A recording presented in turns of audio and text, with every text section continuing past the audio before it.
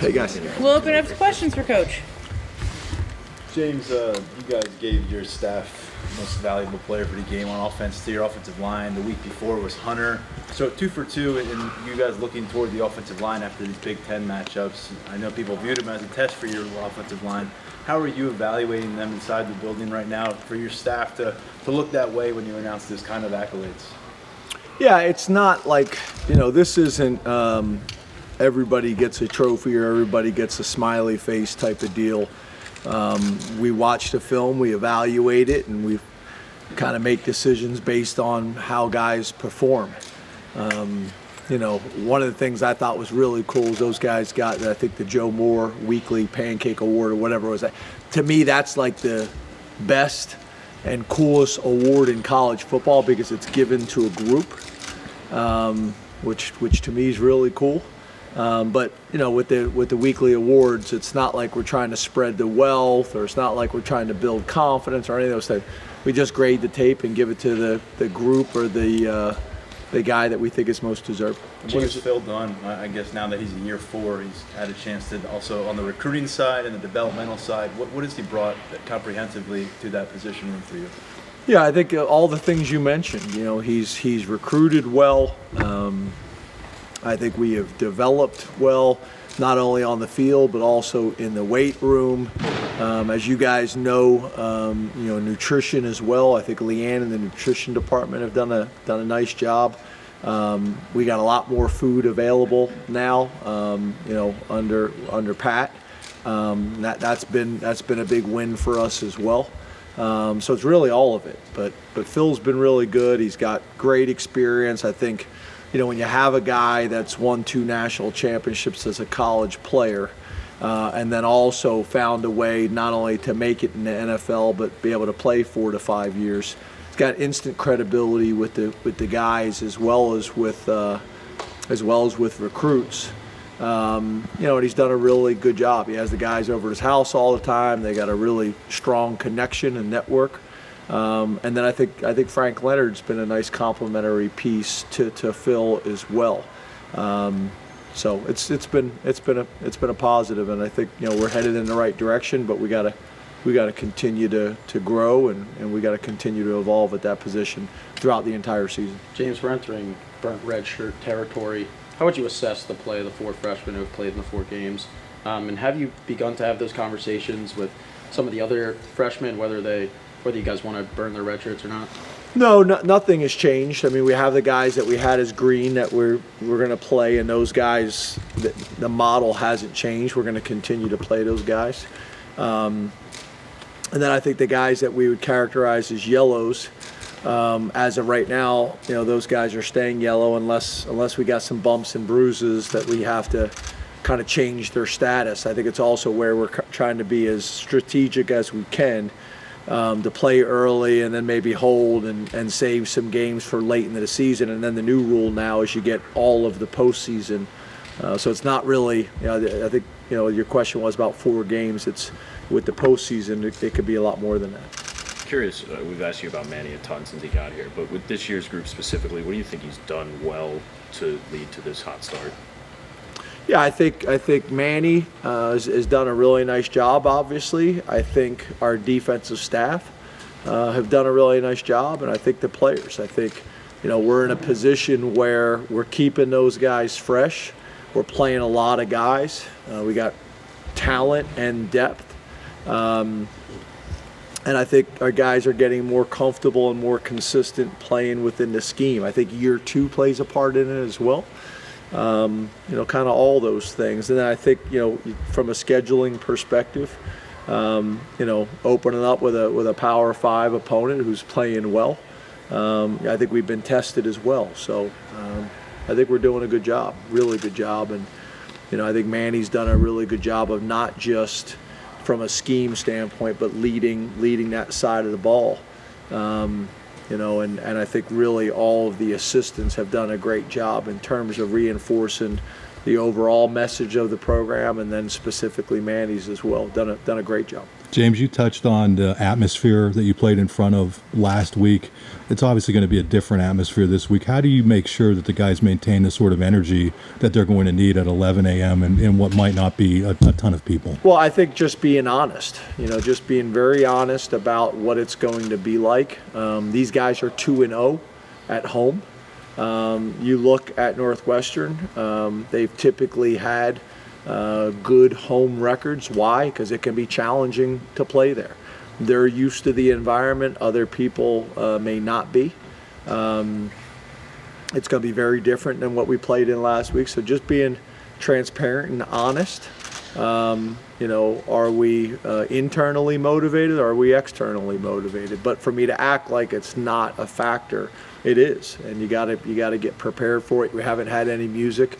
Even our period 20, you guys know we usually play the Phil Collins, and it's usually blaring. And they were asking me to turn it up today, and I said no. So just little things like that. But at the end of the day, it's going to be about us executing our jobs and our assignments, and playing the game for each other, and playing the game for our love, for the game of football, and for our teammates, and playing up to our standard no matter the circumstances. Coach, Alex Falcons and Curtis Jacobs on defense in the kicking game. Just talk about what they've been able to bring these last couple games. They've been very important and instrumental in both. Yeah, Falcons is doing a nice job. He's an older guy who's got some pretty good experiences, and I think is kicking the ball and playing with confidence right now. We need to continue that building. And then Curtis has played a ton of football here. Kind of steady Eddie, and then has been able to make some splash plays, however you want to describe it, as well. I thought last week he played as fast and as physical as he's played this year. So we need those guys to continue to play this way on a consistent basis for the rest of the season, starting this week. James, Sal Wormley said this morning that he's more comfortable and confident playing with the play style and the playbook. How would you evaluate his play so far this year? Yeah, I think Sal's playing well. He's played a ton of football here. He's been in the same system for a while. I think he had a really good off season. I think he's playing well, and he should be as a veteran player at this point of his career. And obviously, there's a lot of confidence that comes from that. James, a couple times since Saturday night, you've mentioned making sure that your players and coaches don't get bored with, in game with the style of play. I was curious, what does that look like? From your perspective, if you see that, and where in your career have you picked up on that as a coaching point? Well, I guess what I was saying is I talked to the coaches at halftime just about, okay, yeah, we're not explosive, and we're running the ball, and I think in the first half, I think we were like 2.5 yards per carry or something like that, and then we made a jump in the third quarter and made a jump in the fourth quarter, but we were controlling the game. And I think sometimes as a play caller, you want it to take shots, and you want to be a little bit more explosive and call maybe what people consider maybe a sexier game. But this was working for us. It was working not only for the offense, but it was working for the defense. And we had control of the game. So I just felt like that was a message that needed to be sent. And then really the only message I've given like that to the team is, we do ball security on offense and turnover, ball disruptions on defense every day. And my message to them is to not get bored with those periods, really make sure that we're investing in those periods, because it's been a huge part of our success at this point of the season, and obviously we want it to continue. Can it pay dividends, the fact that your defense is only on the field for 14 minutes in the middle of the season? I mean, will that help with longevity for this team? Yeah, I think that, and the point that I made earlier in the week where I think we've played 86 less plays on defense. So, the combination of 86 less plays, the offense and the style that they're playing, the scores allowing us to substitute, all those things hopefully puts us in a position to have a healthy team this week, be healthy and fresh in the fourth quarter this week, and then hopefully all these small wins and adjustments allow us to be healthy throughout the year, because that's part of it as well, right? Who can be as healthy as you can be throughout the duration of the season. We've talked about the middle 8 minutes of the game and how you want to use those to flip the game.